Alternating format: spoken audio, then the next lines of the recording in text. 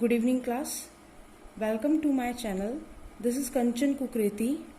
आज का जो हमारा टॉपिक है वो है स्लॉगिज्म। स्लॉगिज्म जिसे हिंदी में बोलते हैं न्याय निगमन। आप में से कई स्टूडेंट्स को इस चैप्टर को सॉल्व करने में बहुत दिक्कत आती है और आनी भी चाहिए। आखिर चैप्टर हमने कभी पढ़ा नहीं है। तो सबसे पहले आज हम बात करते हैं कि इस चैप्टर के बेसिक्स क्या हैं। सबसे इम्पॉर्टेंट होता है चैप्टर का बेसिक जानना। अगर आपको एक बार बेसिक पता चल गया तो आगे आप सारे फैक्ट्स जानकर आराम से इस चैप्टर को कर सकते हो। यकीन मानिए ये चैप्टर किसी भी कॉम्पिटिटिव एग्जाम का सबसे ज़्यादा स्कोरिंग चैप्टर है। अगर आपको ये चैप्टर के थोड़े फैक्ट्स पता चल जाएं, रूल्स पता चल जाएं, तो आप इजीली स्लॉगिज्म बना सकते हैं। तो अगर स्लॉगिज्म की बात की जाए तो हिंदी में इसको बोलते हैं न्याय निगमन। न्याय निगमन ये वर्ड जिसकी उत्पत्ति है, जिसका ओरिजिन न्याय से हुआ है। न्याय जिसे हम जस्टिस के नाम से जानते हैं। जस्टिस कहाँ होता है? दिमाग में एक पिक्चर बन जाती है। जस्टिस होता है हमारा कोर्ट में। कोर्ट में, जी हाँ बिल्कुल, यहाँ पर एक जज होता है जो किसी स्टेटमेंट के आधार पर, किसी कथन के आधार पर, किसी सबूत के आधार पर, किसी की गवाही के आधार पर कुछ डिसीजंस लेता है और उन डिसीजंस को हम मानते हैं। इसीलिए बोला जाता है कि कोर्ट में हमें जस्टिस मिलता है। यानी किसी भी स्टेटमेंट, किसी भी सबूत, किसी भी गवाह को सुनने के बाद किसी कंक्लूजन पर पहुंचा जाता है, किसी निष्कर्ष पर पहुंचा जाता है। तो यही काम हमें यहाँ भी करना है। स्लॉगिज्म में जज की भूमिका निभाने वाले हैं हम, यानी कि स्टूडेंट्स। और यहाँ पर हमें कंक्लूजन्स पूछेगा एग्जामिनर। हमें वो कंक्लूजन एक एक करके बताने हैं, कौन सा सही है, कौन सा गलत है। तो अगर हम बात करें यहाँ पर स्लॉगिज्म जो होता है उसमें स्टेटमेंट्स होती हैं बच्चे। स्टेटमेंट्स को हिंदी में बोलते हैं कथन। आपने पढ़ा होगा। कथन कुछ एक स्टैंडर्ड लैंग्वेज में होते हैं। जैसे मान लीजिए मैंने आपसे कहा सम ए आर बी। घबराइए नहीं, ये ए और बी क्या है मैं बता रही हूं। ये बेसिक है, आप जरा ध्यान से समझिएगा। कहा है कुछ ए बी हैं। जी हाँ, इसी लैंग्वेज में एग्जामिनर आपसे कम्युनिकेट करने वाला है। एग्जामिनर स्टेटमेंट्स भी इसी लैंग्वेज में देगा और कंक्लूजन्स भी इसी लैंग्वेज में देगा। तो जहां उसने बोला कुछ ए बी हैं, सम ए आर बी, ए और बी इस दुनिया की कोई भी चीज हो सकती है। जैसे मान लीजिए उसने बोला सम एप्पल्स आर बनाना, यानी कुछ सेब क्या है? केला है या केले हैं। तो सबसे पहले बात करते हैं, अगर उसने स्टेटमेंट में ये बात बोल दी, हम नहीं जानते कि ये ए क्या है, बी क्या है। हमारे लिए बस ये सब्जेक्ट प्रेडिकेट की तरह काम करेंगे। हमें अगर उसने कह दिया स्टेटमेंट में कि कुछ एप्पल बनाना है, कुछ सेब आपके केले हैं, तो जी हाँ हमें ये मानना होगा कि ये बात सच है। इसका वेन डायग्राम हमें ड्रॉ करना होता है। वेन डायग्राम एक चित्र होता है जिस चित्र से हम उसकी कही हुई बात, जो कथन उसने कहा है, उसको एक पिक्चराइज फॉर्म देते हैं। अगर उसने कहा कुछ ए बी है तो हम इसे, अगर वेन चित्र बनाया जाए तो हम इसे इस तरीके से रिप्रेजेंट करते हैं। यहाँ पता चल रहा है कि इस डायग्राम को देख के हमें पता चल रहा है कि कुछ ए का हिस्सा बी के अंदर है। बिल्कुल। अब इस ए को चाहे वो एप्पल बोले, चाहे वो बनाना बोले, कुछ भी बोले, आपको एक स्टैंडर्ड डायग्राम बनाना है जो इसी तरीके का होगा। यानी कि उसने स्टेटमेंट में जो बात बोली है उसका डायग्राम, उसका वेन चित्र इस तरीके का होगा। अगर मान लीजिए एग्जामिनर स्टेटमेंट चेंज कर दे, एग्जामिनर स्टेटमेंट में बोल दे all A are B.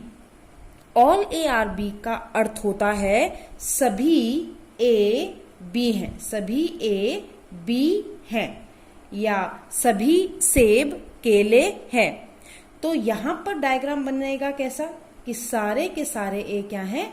B हैं। आप देख रहे होंगे हमारा जो स्टेटमेंट है और हमारा जो चित्र बना है वो स्टेटमेंट को रिप्रेजेंट कर रहा है।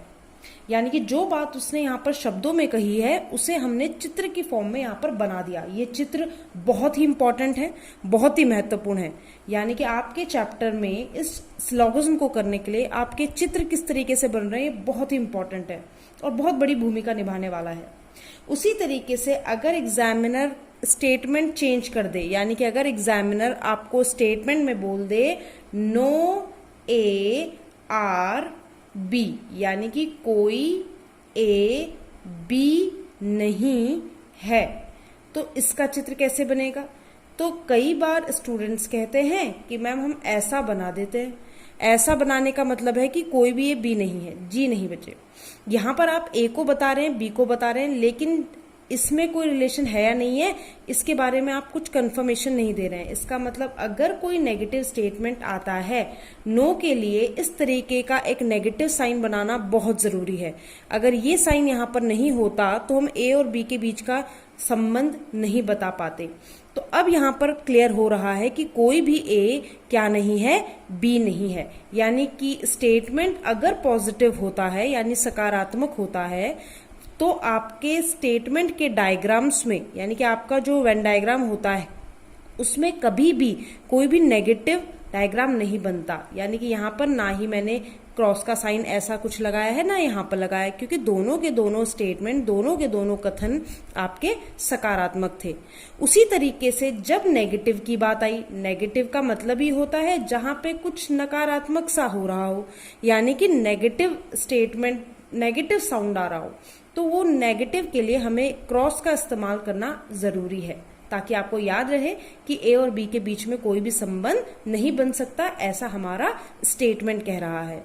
अगर स्टेटमेंट चेंज हो जाए, मान लीजिए स्टेटमेंट कथन आपका हो जाए सम ए आर नॉट बी, इसका अर्थ क्या है? इसका अर्थ है कुछ ए बी नहीं है, कुछ ए बी नहीं है।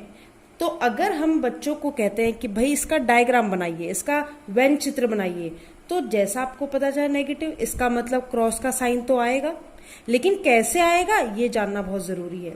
कुछ बच्चे इस तरह का चित्र बनाकर छोड़ देते हैं और कहते हैं मैम ये वही चित्र है कि कुछ ए का पार्ट, ये जो पार्ट है ए का वो क्या नहीं है, बी नहीं है। और अगर मैं कहूं ये गलत है तो बिल्कुल, ये डायग्राम बिल्कुल गलत है। ऐसा क्यों? क्योंकि इस डायग्राम में आपने ए का कुछ पार्ट बी के अंदर दिखा दिया है, जो कि स्टेटमेंट में बोला ही नहीं गया था। तो जी हाँ, आपको जो दूसरी बात याद रखनी है वो ये याद रखनी है कि स्टेटमेंट में जो चीज ना बोली हो वो आपके चित्र में भी नहीं होनी चाहिए। अगर वो चीज आपके चित्र में दर्शा रहे हैं आप, तो इसका मतलब आप कहीं ना कहीं गड़बड़ कर रहे हैं, और अगर चित्र में गड़बड़ हो गई तो ध्यान रखिएगा क्वेश्चन कभी सही नहीं बन सकता। तो इसीलिए मैं आपको बता रही हूं कि स्टेटमेंट्स के डायग्राम पर बहुत फोकस किया जाए, यही इसकी बेसिक चीज है, यही इसकी नींव है, यही इसकी फाउंडेशन है। तो अब मैं आपको बताती हूँ इसका चित्र कैसा बनना है। अगर वो कह रहा है सम ए आर नॉट बी, यानी ए का कुछ हिस्सा बी नहीं है, तो आप ए और बी को पहले तो अलग अलग बनाएंगे। अब ए का कोई भी हिस्सा ले लीजिए, मान लीजिए इतना पार्ट ले लिया हमने, आप इस पार्ट को थोड़ा बड़ा भी ले सकते हैं, आपकी मर्जी। आप इस पार्ट को किसी भी तरीके से हाईलाइट कर दीजिए, मान लीजिए ये वो वाला पार्ट है, क्योंकि हमें तो नहीं पता कि ए का ये वाला पार्ट या ये वाला पार्ट या ये वाला पार्ट कौन सा पार्ट है जो बी नहीं है, लेकिन इतना पता है कि ए का कुछ पार्ट ऐसा है जो बी के अंदर नहीं आ सकता। तो अब आपने ये क्रॉस का साइन ऐसा लगा दिया, इसका मतलब सिर्फ इतना है कि ए का कुछ हिस्सा ऐसा है जो क्या नहीं है, बी नहीं है। ध्यान रखिएगा बच्चे, इसमें पॉजिटिव कुछ नहीं अभी आया है। अगर मैं कह रही हूं कुछ ए का पार्ट बी नहीं है, तो अपने मन से मत सोच लेना कि जो बचा हुआ है वो बी का पार्ट है, बिल्कुल नहीं। ये आपकी सबसे बड़ी भूल होगी, और जनरली बच्चे यही भूल करते हैं। तो आपने आज क्या सीखा? आज हमने 4 स्टेटमेंट्स देखे, और इन्हीं 4 स्टेटमेंट पे बेस्ड एग्जामिनर आपको क्वेश्चन बनाने को कहेगा। ये बेसिक्स है जो आज हमने सीखा, यानी कि सिलॉगिज्म में 2 पॉजिटिव और 2 नेगेटिव स्टेटमेंट होते हैं। पॉजिटिव में ऑल होता है और सम वाला केस होता है, यानी कुछ ए बी है, सभी ए बी हैं, ठीक है। उसी तरीके से नेगेटिव भी 2 होते हैं, नेगेटिव यानी नकारात्मक। एक होता है आपका नो ए आर बी, एक होता है आपका some A are not B. No A are B का चित्र बनता है इस तरीके का कि कोई भी ए बी के अंदर आ ही नहीं सकता। उसी तरह some A are not B, some A are not B की बात करें तो some A are not B का डायग्राम बनता है ऐसा कि कुछ ए का पार्ट क्या नहीं आ सकता, बी नहीं हो सकता। तो आज के वीडियो में हम इतना ही रखने वाले हैं। अगर आपको ये वीडियो पसंद आए तो लाइक और सब्सक्राइब कीजिएगा, और हाँ, कमेंट्स में ज़रूर बताइएगा कि यहाँ तक आपको कोई समस्या है। हम अपना दूसरा वीडियो लेके जल्द ही आएंगे। तब तक के लिए good evening, good bye, thank you.